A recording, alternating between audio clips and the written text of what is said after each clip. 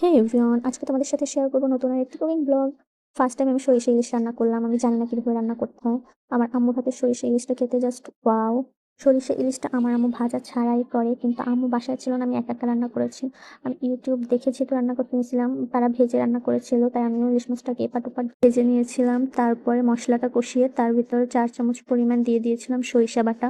সরিষা বাটা দেওয়া হয়ে গেলে ভালোভাবে কষিয়ে নিয়ে মাছগুলো দিয়ে নিয়েছিলাম।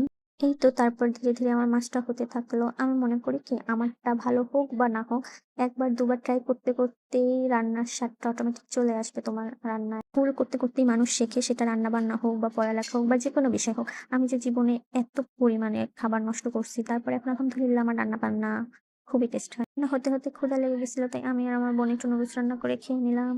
আজকে আমাদের আইটেমে ছিল সরিষা ইলিশ, পটল ভাজি এবং মুরগির মাংসের ভর্তা। মুরগির মাংসের ভর্তাটা আমার অনেক অনেক পছন্দের।